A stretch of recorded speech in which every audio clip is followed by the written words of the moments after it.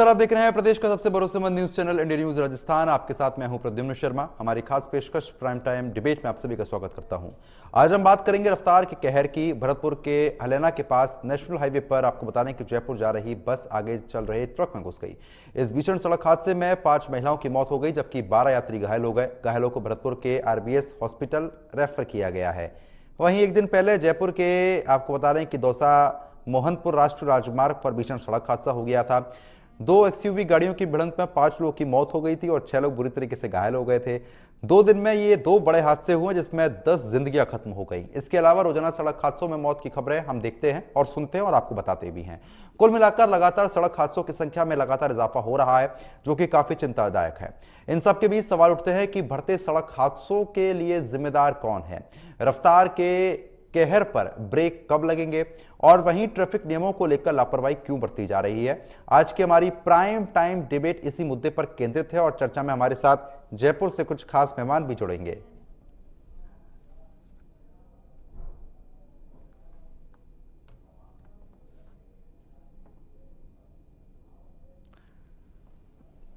तो इस चर्चा को आगे बढ़ा लेते हैं। हमारे खास मेहमान हमारे साथ जुड़ चुके हैं। अनिल गोठवाल हैं, रिटायर्ड पुलिस अधिकारी। अनिल जी, स्वागत करता हूं आपका इंडिया न्यूज पर। अनिल जी, जिस तरीके से अब सड़क हादसे जो है वो लगातार बढ़ रहे हैं, क्योंकि आमतौर पर हम भी जब दफ्तर सुबह आते हैं तो हमको भी सुबह 7 बजे जानकारी मिलती है कि आज यहाँ पर हादसा हुआ, आज देर रात यहाँ पर हादसा हुआ, सुबह 6 बजे यहाँ पर हादसा हो गया है। सड़क हादसों में लगातार इतने ज्यादा इजाफे हो चुके हैं कि अब न्यूज़पेपर भी सड़क हादसों से भरा रहता है और सड़कों पर ये देखने को मिलता है, लोग अपने परिजनों को खो देते हैं। कारण आप इसके पीछे क्या मान रहे हैं? तेज रफ्तार मान रहे हैं, लापरवाही मान रहे हैं, या ट्रैफिक नियमों को जो लोग उनका पालन नहीं करते हैं उसकी वजह से इन हादसों में इजाफा हो रहा है?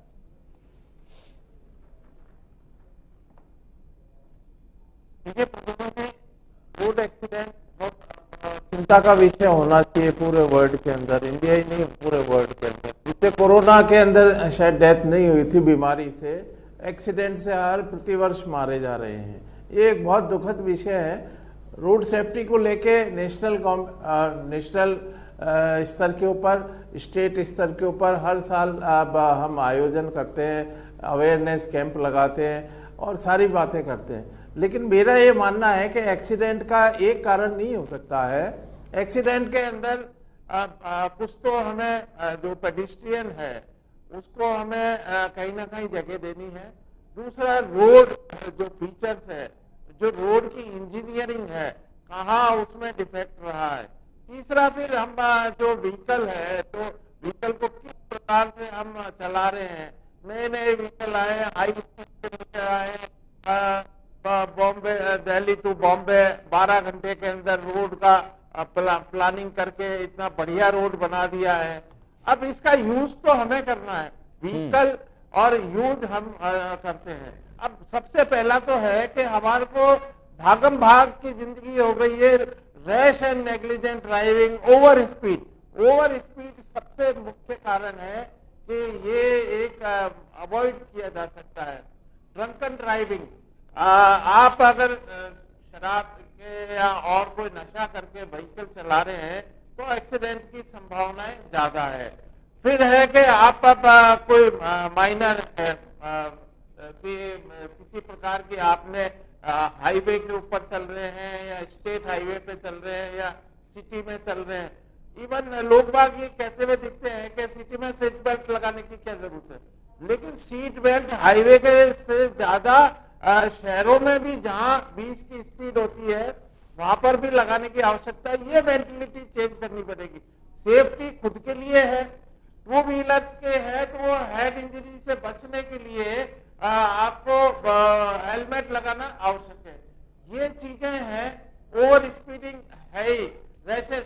अब आप देखिए कि कुछ चीजें हमारे आती है कि बच्चे जो टीनेजर्स हैं और टीनेजर्स को हमारे माँ बाप, हमारे लोग उनको 10वीं में, 5वीं में, 8वीं में पकड़ के गाड़ी चलाना सिखा देते। ये मेंटलिटी के ऊपर जब तक चेक नहीं होगा, बच्चे हैं उनको चाबी दे देते हैं माँ बाप, चलते हैं। अब ये नहीं है कि भाई बच्चा हमारा बच्चा है उसको हम गलत दे रहे हैं। तो इस मेंटलिटी, इस जिम्मेदारी की, इसके अवेयरनेस उसकी आवश्यकता है।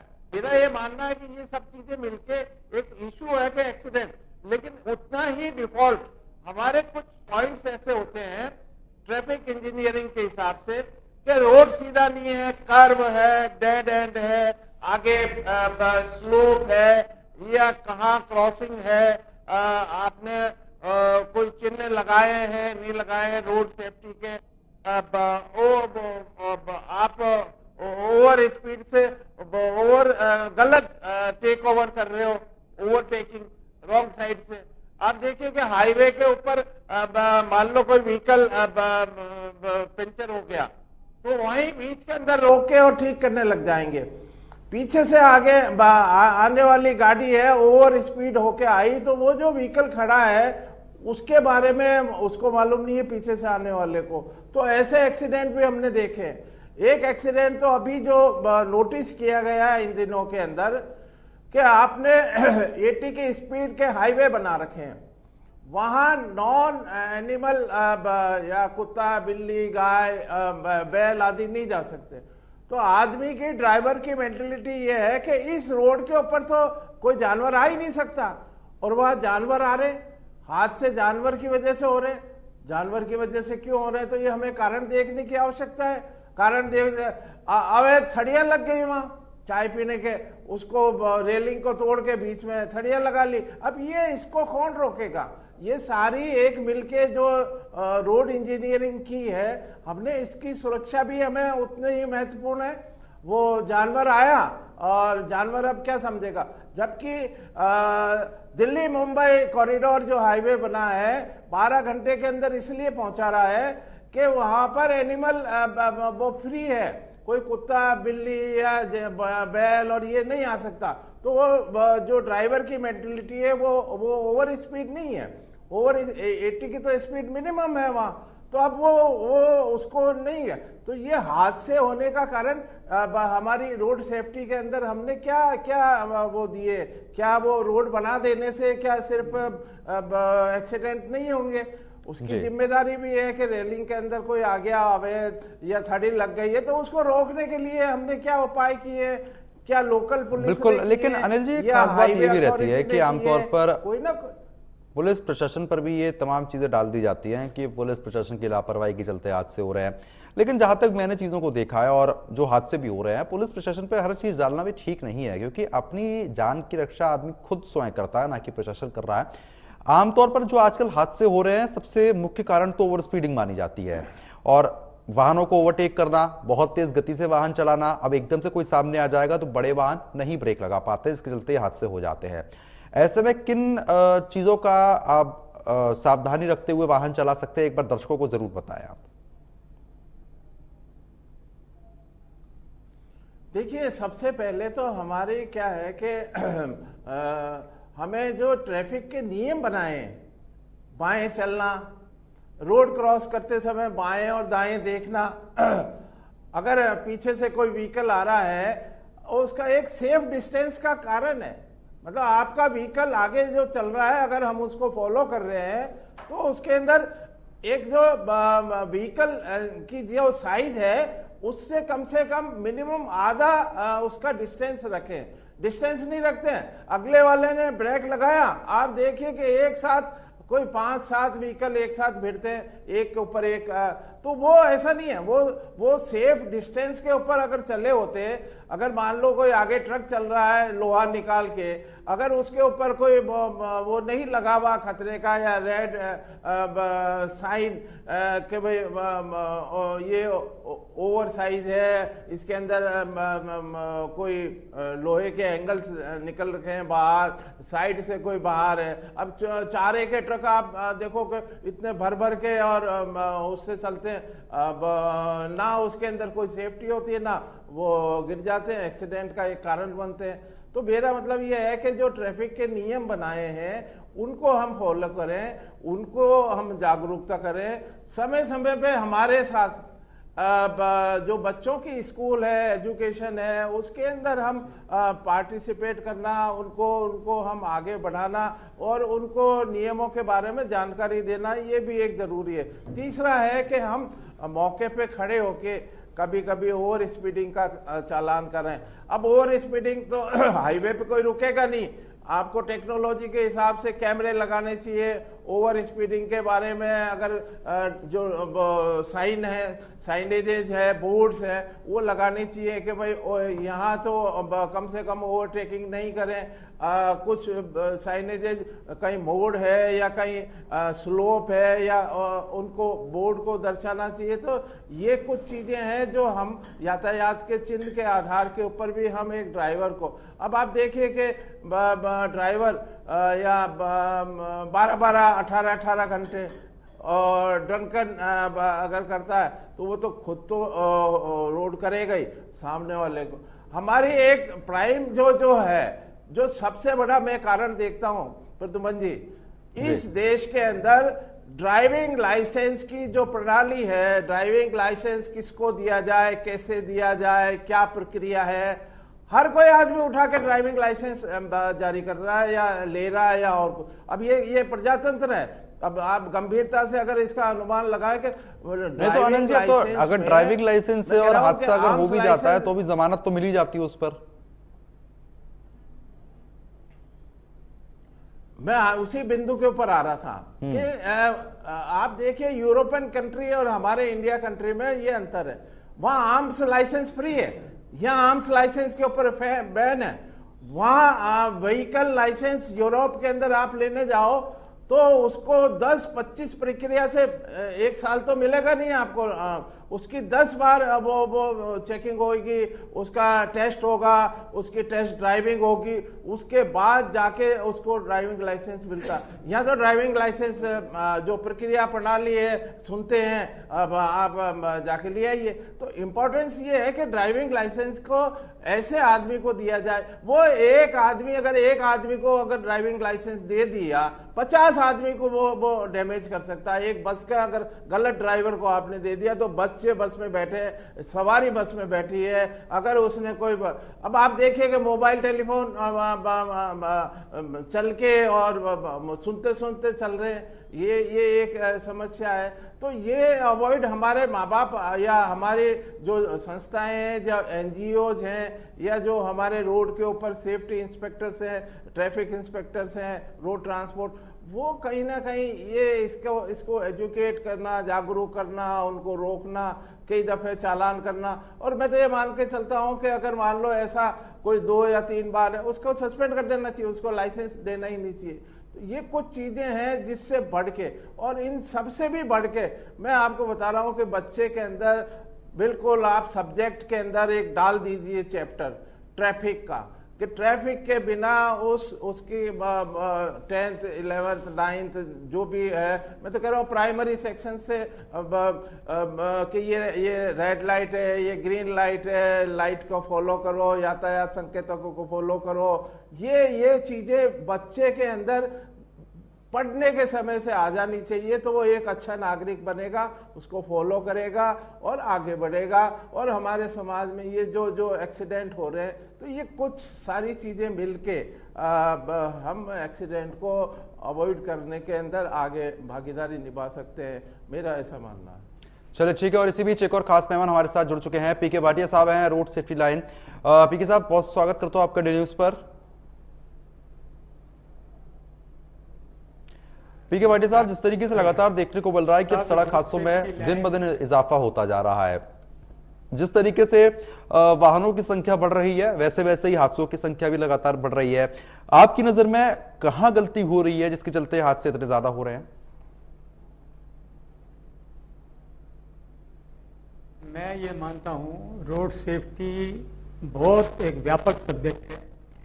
गलतियां तो बहुत रोज ही निकलती हैं, रोज अखबार में हम देखते हैं, पढ़ते हैं, सुनते हैं, रोज एक्सीडेंट हो रहे हैं, भयंकर बेकीमती जिंदगियां जा रही हैं, बेशकीमती प्रॉपर्टी खराब हो रही है। पर उसको समाधान कैसे करें? एक आदमी, एक संस्थान या एक सरकार ये नहीं कर सकती, सबका सहयोग चाहिए, पूरे समाज का सहयोग चाहिए। तो हम जैसे, मैं रोड सेफ्टी लाइन का सेक्रेटरी हूँ, NGO चलाते हैं, रजिस्टर्ड बॉडी है हमारी, तो हम उस सॉल्यूशन को लेकर चल रहे हैं शुरू से ही।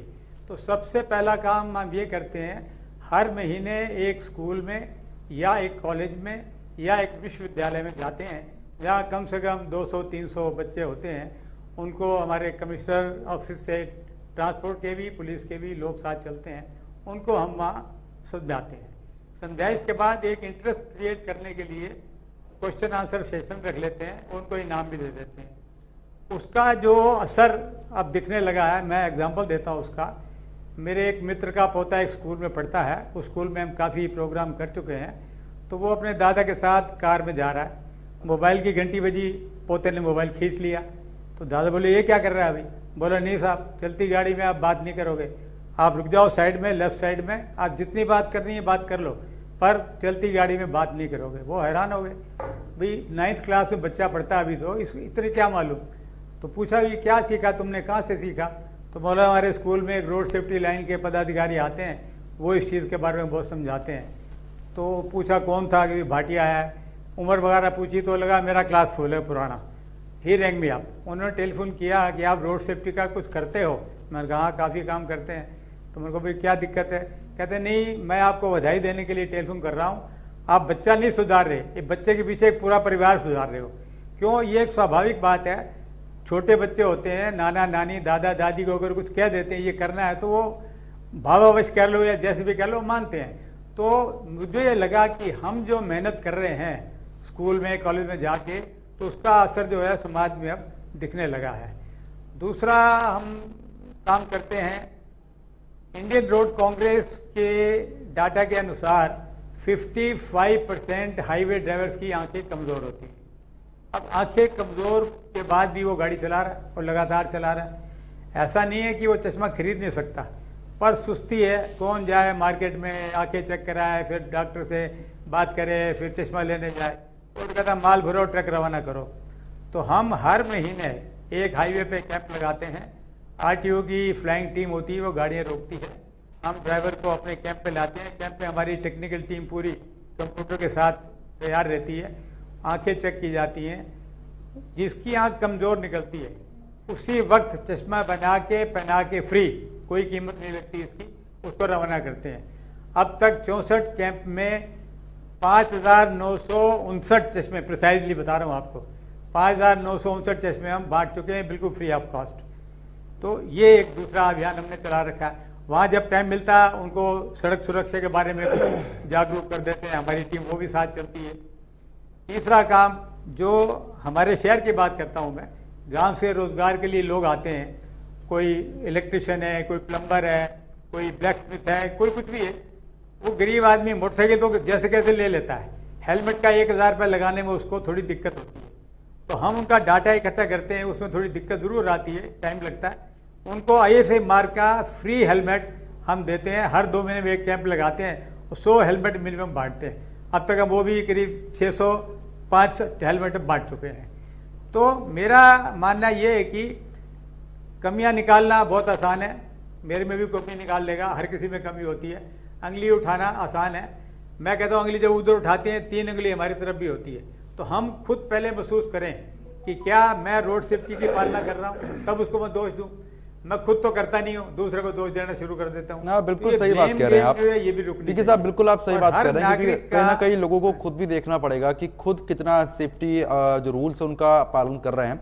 लेकिन जिस तरीके से अभी आपने बताया, काफी अच्छी चीज है कि आप जिस तरीके से पहल कर रहे हैं और जो हेलमेट है वो यहाँ पर बांटते हैं, क्योंकि अधिकतर ये देखा जाता है और सुना भी गया है कि हेलमेट रोज रोज काम नहीं आता, पर जिस दिन काम आता है उस दिन एक जिंदगी बचा जाता है। पीके भाटिया साहब, आपने बड़ी दिलचस्प बात बताई, लेकिन जिस तरीके से आप लोगों को लगातार जागरूक कर रहे हैं, उसका कहीं फायदा आपको दिख रहा है?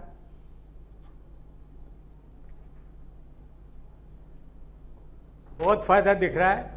कई बार हमारे कैंप में ऐसे भी ड्राइवर आए जो पहले उस कैंप में आ चुके होते हैं, तो वो चश्मा लेने नहीं आते, वो हमको धन्यवाद देने आते हैं कि साहब कभी जिंदगी में नहीं सोचा था कि हाईवे पे चलते चलते कोई हमारी गाड़ी रोकेगा और हमें हेलमेट दे देगा, चश्मा दे देगा, फ्री रवाना कर देगा।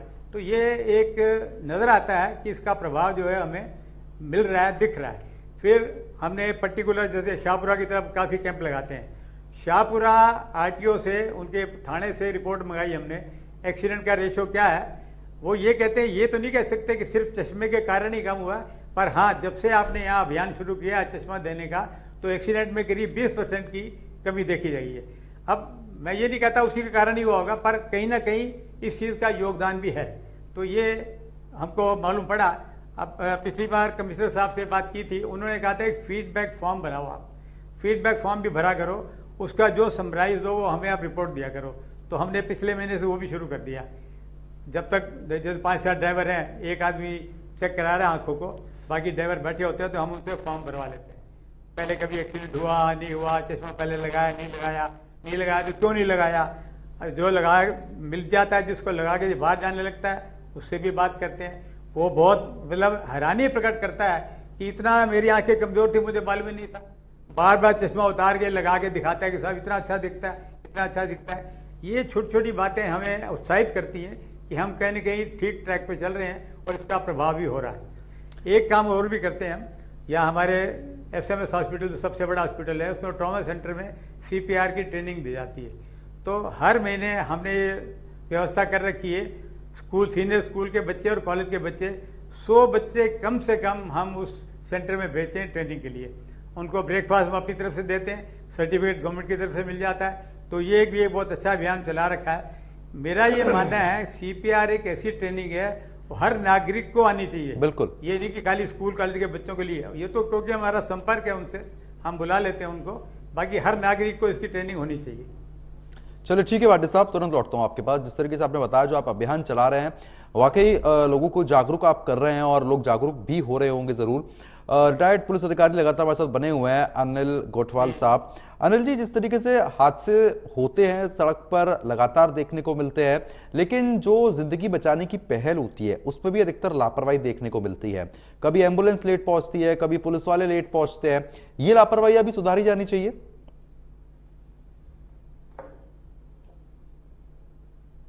देखिए, ये दोनों चीजें सिटीज का और हाईवेज का। हाईवेज के अंदर अभी जैसे बात आई ट्रॉमा सेंटर्स की, हॉस्पिटल्स की, कभी कभी एक्सीडेंट होता है, इंफॉर्मेशन मिलती है, उसको फर्स्ट एड देना होता है, तो कई जिंदगियां तो हम फर्स्ट एड से बचा सकते हैं। अगर ट्रॉमा सेंटर आसपास है, हॉस्पिटल पास है, ब्लड की कोई अगर उसको ज़रूरत है, तो एक हॉस्पिटल के अंदर फर्स्ट एड के तौर के ऊपर अगर उसको मिल जाता है तो उसकी ज़िंदगी बच सकती है। एक्सीडेंट हो सकता है, एक्सीडेंट और भी कई कारण है जिसकी वजह से हो सकता है। आपके आंधी बरसात हो जाए, फॉग हो जाए, या बारिश आ जाए, कोई ये एक प्राकृतिक नेचुरल अगर कोई कारण है तो उससे भी एक्सीडेंट हो सकता है। लेकिन उसको जिंदगी बचाने के लिए हमने क्या उपाय दिए, सरकार के द्वारा क्या दिए गए, या हमारी क्या व्यवस्था, वहां से कोई नियरेस्ट बड़े हॉस्पिटल के ऊपर एम्बुलेंस की व्यवस्था है क्या, हाईवेज के ऊपर कोई टेलीफोनिक कोई कम्युनिकेशन का कि भाई एक्सीडेंट हुआ है या इस पे, तो हाईवेज के ऊपर कुछ व्यवस्थाएं दी है सेंट्रल गवर्नमेंट के द्वारा कि भाई हर 50 किलो, तो क्या वहाँ 50 किलोमीटर के ऊपर वहाँ व्यवस्था है, हाईवे फ्लाइंग आ रही है या देख रही है या उसको अटेंड कर रही है। तो ये चीजें हमारे को अब नेसेसरी है। दूसरा मैं ये कह रहा हूँ कि हर स्कूल के जो बच्चों की स्कूल है, हम स्पीड गवर्नर के माध्यम से उनको चेक लगा सकते हैं कि बस की स्पीड 40 से ज़्यादा नहीं हो। हम लिखते हैं बस के पीछे कि भाई अगर ड्राइवर गलत या तेज गति से चला रहा तो हमारे को इन्फॉर्मेशन, लेकिन ये इन्फॉर्मेशन मिलती नहीं है, फीडबैक मिलता नहीं है, लोग बाग बताते नहीं है। तो उसके ऊपर एक स्पीड गवर्नर होता है, उसके वो 40 से ऊपर भागेगा नहीं व्हीकल। तो कुछ ये एक हमारे को इंजीनियरिंग साइड से भी उसके ऊपर चेक लगाया जा सकता है कि भाई बस की स्पीड है, उसको 40 से ज्यादा भगा नहीं सकता अगर ड्राइवर कोई है। आप ये देखिए कि सबसे ज्यादा सिटी के अंदर में मॉर्निंग और इवनिंग से दोपहर का सेशन होता है। आप ये देखिए कि कट्स के अंदर स्कूल के आपको कहीं ना कहीं रोड का ट्रैफिक वायोलेशन करती हुई बस मिल जाएगी। एक कट आया, वो आगे से घूमना चाहिए, आधा किलोमीटर वो घूमना नहीं चाहता, वो लेफ्ट से टर्न के, सुबह सुबह है 6 बजे, अभी कोई ट्रैफिक नहीं है, 7 बजे कोई ट्रैफिक नहीं है, वो वायोलेशन। तो हमें एक जागरूक नागरिक के नाते उसकी एक कंप्लेंट जरूर करनी चाहिए। मैं तो कह रहा हूँ स्कूल को करनी चाहिए, स्कूल के उसको करनी चाहिए, और आपके या ट्रैफिक पुलिस को या जो ट्रांसपोर्ट डिपार्टमेंट है उनको भी इसके बारे में एक्शन लेना चाहिए। मैं ये मान के चलता हूँ कि ये एक समुद्र में कोई लोटे के बराबर है। हम जो ये कर रहे हैं सारी चीजें, जो भी अभियान चला रहे हैं या जागरूकता अभियान कर रहे हैं, हमारे व्हीकल का जो वॉल्यूम है, हमारा जो ट्रैफिक का वॉल्यूम है, जो जिस कदर के व्हीकल की मैन्युफैक्चरिंग होके रोड के ऊपर आ रही है, और हम समाज से या एनजीओ या सरकार कितना कर पा रही है, ये समुद्र में एक लोटे के बराबर है। इससे एक साथ नहीं होगा। जब तक ट्रैफिक इंजीनियरिंग, रोड इंजीनियरिंग और ये एनजीओज और सरकार कुछ, मैं आपको बेतहाशा जयपुर से सिटी के अंदर आज ऑटो रिक्शा, इतने ऑटो रिक्शा के बाद में अब ये इलेक्ट्रिक व्हीकल आ गए। ट्रैफिक की समस्या तो उन्होंने पैदा कर दी। आप इसमें कोई कंट्रोल, नियम, कानून, कायदे कुछ भी नहीं लागू है, जुगाड़ चल रहे हैं हाईवेज के ऊपर। तो ये हमारी मैं ये नहीं कह रहा हूँ, मैं भी पार्ट एंड पार्सल रहा हूँ, मैं भी ट्रैफिक के अंदर खूब मैंने ये किए हैं, सारे प्रयोग किए हैं। हम भी को पहले ऊंट लड्डे चलते थे रात के अंदर, लकड़ियां जलाने के लिए लाते थे जयपुर शहर में। तो ये घाट की गुनी के अंदर हम रात को बैठ के और पीछे रिफ्लेक्टर लगाया करते थे रेड लाइट के, क्या भाई पीछे से व्हीकल आ रहा है तो उसको दिखे कि आगे ऊंट गाड़ा चल रहा है और इसके ऊपर वो तो ये सारी चीजें हैं करने की। हम कर भी रहे हैं प्रयास, लेकिन हमारे प्रयास बहुत कम है। जब तक हम व्हीकल जो ये है, अब व्हीकल तो बन रहे हैं इंटरनेशनल, उसके ऊपर जापानी टेक्नोलॉजी, अमेरिकन, जर्मनी, जापान, इसके ऊपर है ना। और हमारी रोड है, रोड कंडीशंस है इंडिया की, वो कॉम्पिटेबल इस ट्रैफिक जो 260, 280, 300 की स्पीड से चलने वाले व्हीकल का इंडिया में क्या काम है? अभी रोड ही नहीं है, वैसे ऐसी कोई व्यवस्था ही नहीं दी है। आप देखिएगा उसको लेके हम एक अपने आप को वो स्टेटस सिंबल मान रहे। हमारी क्या रोड उसके कॉम्पिटेबल है 300 की व्हीकल का? कहीं है ऐसा? तो हम उसको क्या हमने उस रोड को उस तरह से बनाया है?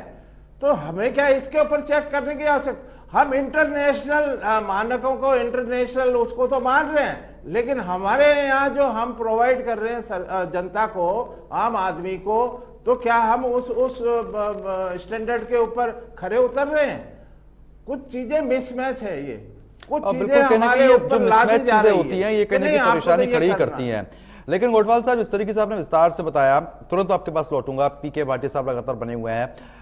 भाटी साहब, इस तरीके से आप भी बता रहे हैं कि जागरूकता फैलाने का काम आप लोग भी कर रहे हैं, हेलमेट भी आपकी तरफ से बांटे जा रहे हैं। अधिकतम ये देखा जाता है कि जो बड़े वाहन चलते हैं, अब देखिए आप टू व्हीलर्स को जरूर हेलमेट बांट सकते हैं, लेकिन जो बड़े वाहन चलते हैं, शराब पीकर गाड़ी चलाई जाती है, देर रात सबसे ज्यादा हादसे होते हैं। हाईवे पर अगर बात करते हैं तो आए दिन ट्रक और बसों में टक्करें होती हैं। इन पर किस तरीके से काबू पाया जा सकता है? क्योंकि ट्रक चालक भी जिस तरीके से बता रहे हैं अनिल जी कि एक रफ्तार सीमित होती है कि इतनी रफ्तार में आप गाड़ी चला सकते हैं, क्योंकि बड़े वाहन को रोकना काफी मुश्किल होता है अगर सडन कोई सामने आ जाता है। लेकिन उसके बावजूद भी ट्रक की जो एक सीमित दायरा होता है रफ्तार का, उसको पार करके चलाया जाता है।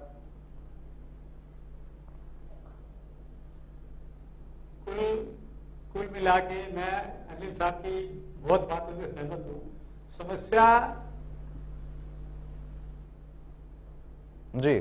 समस्या बहुत बड़ी है, समाधान बहुत सामूहिक रूप से करना पड़ेगा।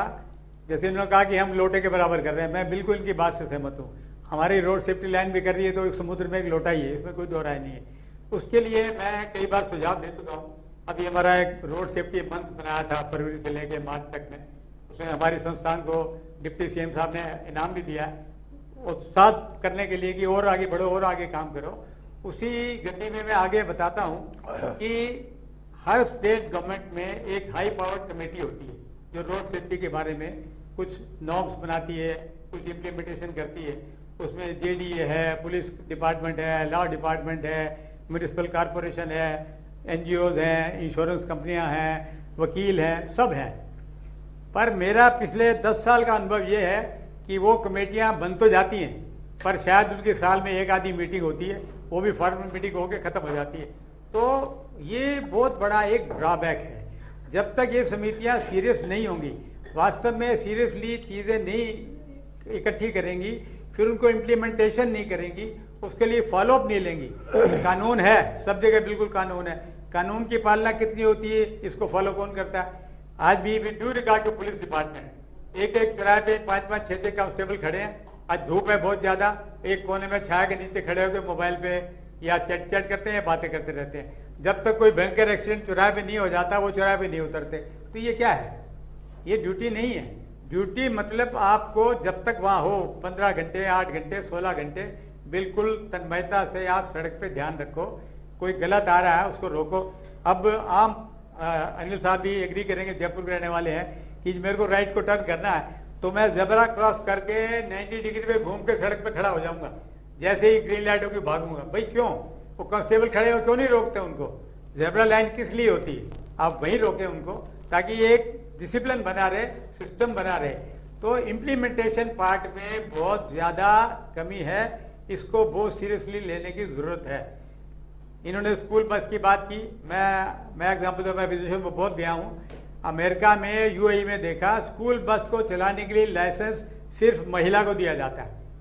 महिलाओं क्यों? उनके मन में एक भाव होता है बच्चों के प्रति, माँ जैसा भाव होता है, तो वो केयर करती है। और उनका लाइसेंस 15 साल का एक्सपीरियंस हो विदाउट एनी चालान, तब तो वो स्कूल बस चला सकती है। यहाँ कल जो आवाज दे रहा था, आजा आजा, 2 पैसे 2 पैसे 2 पैसे, चांद पोल, वो कल ड्राइवर बन जाता है, चक्का चला के वो बस चलाने लग जाता है। तो ये क्या है? कैसे वो मानेगा कानून को, जो उसको मालूम ही नहीं है कानून होता क्या है? उसको सड़क के नियम का मालूम ही कुछ नहीं है। लाइसेंस प्रथा इन्होंने बताई दी, घर बैठे लाइसेंस मिल जाते हैं, एक फोटो खिंचाने के लिए वहाँ जाना पड़ता है, अदरवाइज बड़ी सुविधा है ब्रोकर के थ्रू। तो ये चीज़ें चेक करनी पड़ेगी। आरटीओ में मेरे ख्याल पिछले 5 साल में, ज़्यादा नहीं तो 5-6 बार हो चुका है, बंद कर दिया जाता है। कोई दलाल अंदर नहीं आएगा, बिल्कुल नहीं आएगा। आप ऑनलाइन जारी करवा लो या जाके खिड़की में जारी करवा लो। ऑनलाइन पोर्टल इतना स्लो चलता है, आदमी दुखी हो जाता है। वहाँ जाओ तो फिर वो लंबी लाइन लगती है, तो आदमी सोच थोड़ा यार दलाल को पैसा दे, काम करा ले। जैसे मैं दूसरा एग्जांपल देता हूँ, हम हाईवे पे चश्मे बांटते हैं, उन ड्राइवर को बांटते हैं जिनके पास वैलिड लाइसेंस है। वैलिड लाइसेंस किसको मिलता है? जिसको तो बनाते वक्त डॉक्टर की एक सर्टिफिकेट लगती है कि हाँ इसकी आंखें बिल्कुल ठीक है, तो सर्टिफिकेट लगा दिया, आंखें ठीक हैं, वो हमारे पास आते हैं तो आंखें कमजोर हो जाती है। तो सर्टिफिकेट बाहर 20-20 रुपए में ठप्पा लगा रहा है डॉक्टर बैठा हुआ, सबके सामने है, सारे डिपार्टमेंट के सामने हो रहा है ये, पर कोई रोकता नहीं है। तो ये चीजें जब तक नहीं रुकेंगी तब तक अपन आगे नहीं बढ़ पाएंगे। सामूहिक रूप से काम करते हुए एग्जीक्यूशन बहुत अच्छा करें, हम रूल्स एंड रेगुलेशन को फॉलो करें।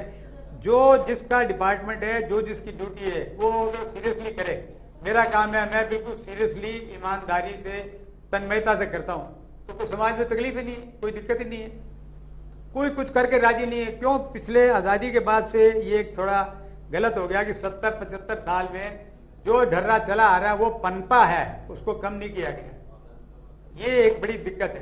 तो उससे क्या एक मानसिकता होगी कि मैं तो ऑफिस जाता हूँ, 10 से 5 की ड्यूटी है, मेरे को तनख्वाह मिल जाएगी, काम वाम क्या होता है हमें मालूम ही नहीं, कुछ नहीं है। ये एक बड़ी विकृति है हमारे समाज में। तो मैं तो सबको दोषी देता हूँ, इंक्लूडिंग मी। हम समाज का हर आदमी दोष देने को तैयार है, जिम्मेवारी लेने को तैयार नहीं है।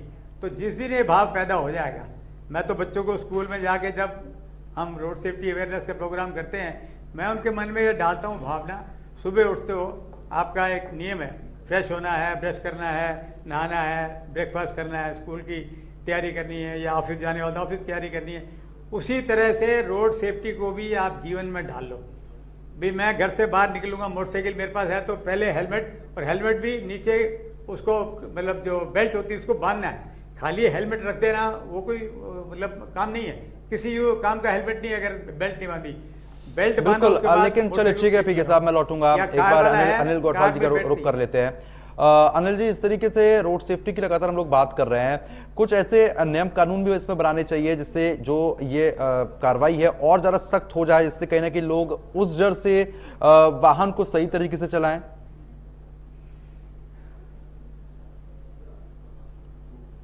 नहीं, देखो नई टेक्नोलॉजी है, बिल्कुल आई है। मैं तो ये कह रहा हूँ ट्रैफिक 3 पार्ट में बांट सकते हैं। एक तो पेडिस्ट्रियन हो गया, व्हीकल हो गया, रोड होगी। तो रोड ये एक सेगमेंट हुआ। दूसरा है हमारी ट्रैफिक इंजीनियरिंग। हमारी इंजीनियरिंग कहाँ, कैसे कोई ओवर ब्रिज बनना है, अंडर पास बनना है, लेफ्ट और राइट कोई संकेतक बन रहे हैं, ये हमारी एक ट्रैफिक इंजीनियरिंग होगी। और तीसरा काम है एग्जीक्यूशन का, जैसा आपने बताया। हम एग्जीक्यूशन के अंदर भी बहुत कमजोर हैं, या हमारी नफरी इतनी नहीं है। जितने व्हीकल है, जितने लोग हैं, जितने ड्राइवर हैं, उसको हम क्या बांट सकते हैं। अभी जैसे भाटिया साहब ने एक उदाहरण दिया, बिल्कुल सही बात कही कि एक ट्रैफिक चौराहे के ऊपर 3 आदमी या 4 आदमी वो एग्जीक्यूट नहीं कर पा रहे, खड़े तो हैं। हमारी सरकार के द्वारा लगाए भी गए, उसके व्हीकल की जो नफरी है, एक ट्रैफिक वॉल्यूम है, उसके हिसाब से वहाँ पर एक नफरी जयपुर शहर की एक निश्चित की गई कि भाई इतने 750 पौने 800 आदमी ट्रैफिक के लगेंगे। 3 आदमी चौराहे पे खड़े हैं, लेकिन वो फिर भी पालन नहीं हो रहा है। अब आप देखिए कि क्यों नहीं हो रहा है। लाइटें भी लगी हुई हैं, आदमी भी खड़ा है। अरे भाई, लाइट जब लगा दी तो आदमी खड़े होने की आवश्यकता नहीं है। वहां आप कैमरे लगाइए, कैमरों के आधार के ऊपर उसकी जो स्पीड है वो नापिए। ट्रैफिक वायलेशन, जेब्रा क्रॉसिंग किया तो वो नापिए, उसका कोई वो है। आपको तो सिर्फ ये है कि बिना नंबर प्लेट कोई व्हीकल चल रहा है तो उसको सबसे पहले स्टॉप करिए कि भाई आप बिना नंबर के नहीं चलोगे, तो आप इस रेंज में रहोगे, कैमरे की रेंज के अंदर। देखा, उससे आदमी एक फियर होगा, डरेगा। आप उसके ऊपर लगाए। जहां पर हमारे ट्रैफिक लाइट नहीं है, सिस्टम नहीं है, वहां पर मैन पावर को लगाना चाहिए। तो ये मिसमैच सिस्टम है। और कभी कभी जो अवेयरनेस है, मैं तो ये मान के चलता हूँ कि जब तक समाज, एनजीओ, हमारे जितने ऑर्गेनाइजेशंस हैं, चाहे ट्रैफिक हो, ट्रांसपोर्ट डिपार्टमेंट हो, ये बहुत नाकाफी है।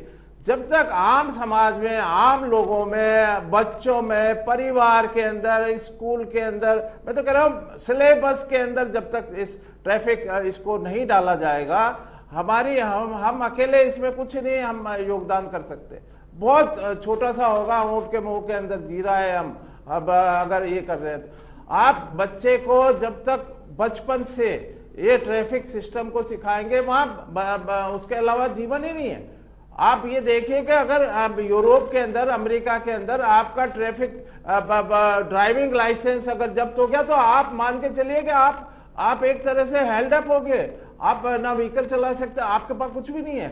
एक अगर ट्रैफिक का ड्राइविंग लाइसेंस आपके पास है तो आप यूरोप में जिंदा है, बाकी तो आप एक लाश की तरह हैं, कुछ भी नहीं कर सकते बिना व्हीकल। यहाँ उल्टा है इंडिया के अंदर। इस सिस्टम को चेंज करने की आवश्यकता है ना। हमारे जो ड्राइविंग लाइसेंसेज है, इसको कठोर क्यों नहीं बनाया जाए। हमारे जो नियम की पालना करने वाले, अगर मान लो अब किसी ने ब्रेक किया कि 6 महीने के अंदर 3 बार इसने रेड जंप कर दिया, लाइट जंप कर दी, हमारे पास कोई डेटा नहीं है, कोई ऐसी वो इंजीनियरिंग नहीं है कि उसके ऊपर चेक लगा सके, उसको लाइसेंस सस्पेंड कर दिए तो आप देखिए कि हाँ हर साल इतने ड्राइविंग लाइसेंस बन जाते हैं। मतलब हमारे सामने भी एक सीमित साधन है। सरकार के पास भी, सरकार अकेली या ट्रैफिक पुलिस या ट्रांसपोर्ट डिपार्टमेंट अकेला अगर पार पा लेता तब तो जो चेक हो जाता। आप ये देखिए कि एक नई मैन्युफैक्चरिंग लॉबी है पूरे वर्ल्ड के अंदर जो अपने व्हीकल बेचना चाहती है। आपकी जरूरत ही नहीं है, आपके घर पे जाके खड़ा कर रहे हैं। बिल्कुल, चलिए ठीक है अनिल जी। पार्किंग प्लेस नहीं है। बिल्कुल, आप समय कम है, रोकना चाहूंगा। फिलहाल आप दोनों का बहुत बहुत शुक्रिया। विस्तार से आप लोगों ने हमारे साथ चर्चा की और जानकारी साझा की। तो फिलहाल जिस तरीके से आपने देखा सड़क हादसे लगातार बढ़ रहा है, उनकी रोकथाम बेहद ज्यादा जरूरी है। हमारे 2 खास मेहमान जुड़े थे जिन्होंने विस्तार से जानकारी दी कि किस तरीके से रोकथाम की जा सकती है और लोगों को जागरूक जरूर करना होगा। इस खास पेशकश में वीकली सिर्फ इतना ही। नमस्कार।